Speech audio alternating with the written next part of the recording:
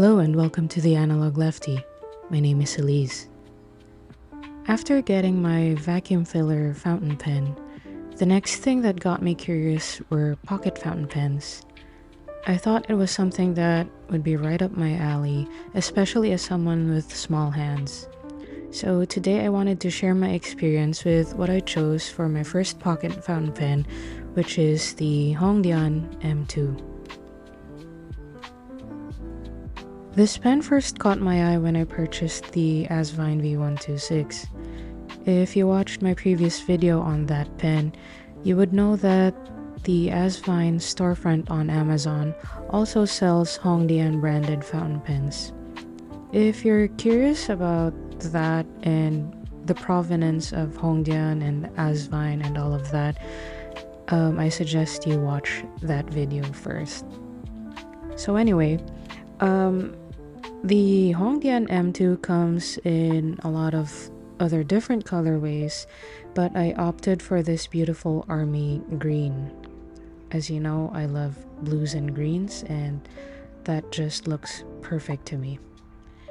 Anyway, it came in this box, very minimal packaging, just the usual Amazon sticker. And inside the box is this tin, and in the tin the pen is wrapped with the plastic.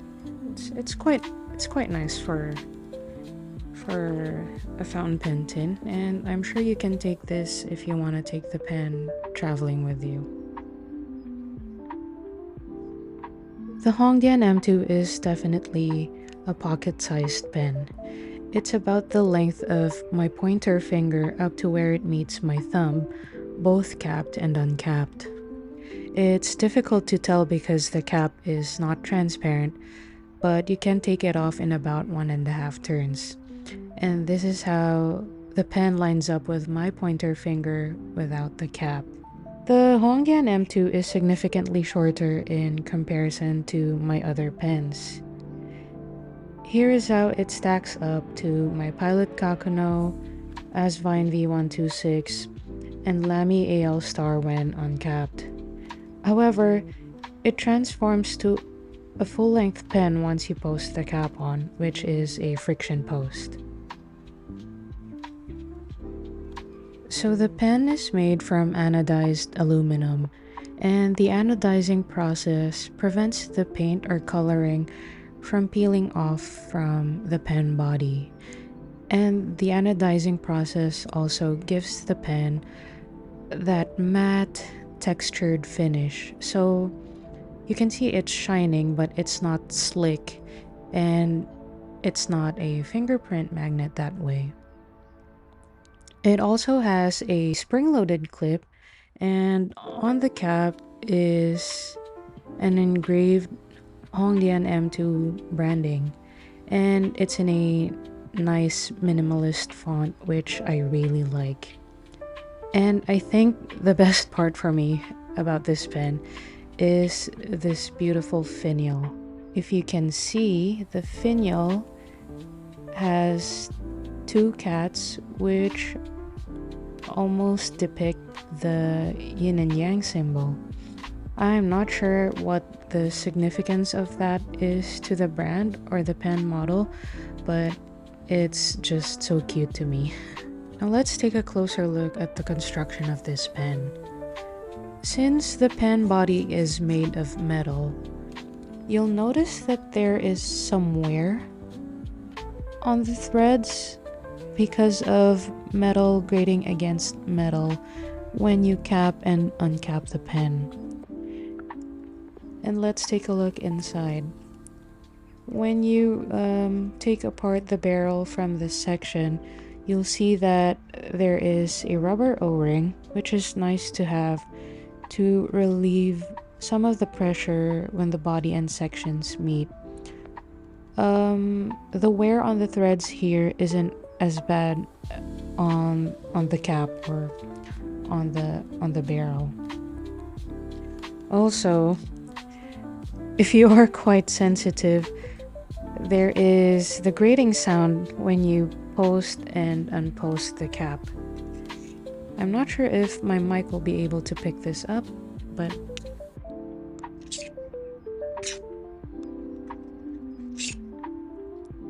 yeah. That's just metal on metal grating against each other. I wish there was some sort of plastic guard inside the cap, but I guess it'll be difficult to work out because of where the threading is positioned inside and on the body, and that might need more space in there to fit a plastic tube. Let's open up this pen again. So inside you'll see a HongDian branded converter that came with this pen. I like the branding and the frosted finish on it. It's quite unique. It's a small converter, of course, but I'm not sure about the capacity. But to put it in layman's terms, I filled 13 full pages of an A5 notebook before the converter ran out. I can visualize the capacity better that way versus like volumetric measurements. I got this in an extra fine nib because I wanted it to write finer than how my Asvine V126 did. The good thing about HongDian is that they offer replacement nibs for fine and what they call a bent nib. I guess it could be called Fude nib too. So if I ever wanted to explore, I have options to replace the nibs. And it's easy to do that because you can simply unscrew the nib from the feed from the section, which is very helpful to make sure that the pen can also be thoroughly cleaned. In terms of the writing experience, I really like how the HongDian M2 writes. The nib produces consistent lines and has a satisfying feedback against the papers that I use. Also, the shape of the nib creates a unique look for my handwriting in a way that the lines seem to have defined edges to them versus when I use more rounded nibs like the Pilot Kakuno. There's also some flexibility to the nib, so you can achieve some line variation when putting a little more pressure to it, but I wouldn't recommend doing that on purpose since it's not an actual flex or calligraphy nib. Let's talk about my dilemma with this pen. I really like how it writes, I like how it shows my handwriting. And I initially bought this because I thought pocket pens might work better for someone with smaller hands. But it's an awkward size for me, weirdly. I can write with it unposted, and that's how I mostly write with it. But the pen's length unposted is just right at the edge of being too short. As you can see, I hold the pen at the section like this when I write, and it's just a wee bit too short. It's almost too short for me when I write. I think pocket pens are made to be written posted to emulate the size of a full pen. And of course, you gotta show off that cute finial that we talked about. But because my hand is small, it becomes back heavy when it's posted. There is a lot of weight on the cap because of it being metal and with all the fittings that go in there. And because I hold the pen on the section, there's a lot of unsupported weight at the back there. The cap sticks out by quite a bit and becomes very back heavy and unbalanced, and that's just for me.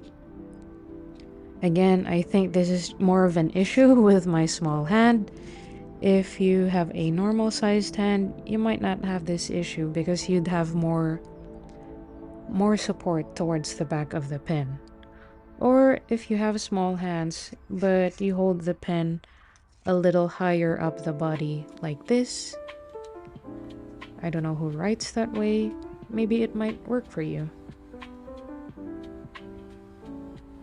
I think the HongDian M2 is a strong pocket pen for its price. It's aesthetically beautiful, and I love how the extra fine nib showcases my handwriting. I still love it for those reasons, even if I've had some difficulties with it because of the size. I might be better off with using regular sized pens, but I definitely don't regret buying this because I wouldn't have known of that if I haven't tried this. So the size is just one issue, but it'll still be used. I can still use it. Maybe not for super prolonged writing sessions, but because it writes so beautifully, I don't regret buying it. And its pocketability is definitely its strong suit. Now I'd love to hear from you folks. Do you have this HongDian M2 fountain pen? How's your experience with it? Did you have any of the similar issues that I have in terms of the size? Or are you able to recommend me something, another pocket fountain pen where I might not have the same issues with in terms of the size? I'd love to hear your thoughts. And if you made it to the end of this video, I appreciate your time and you for being here. Thank you for watching. Take care, and I'll see you on the next one.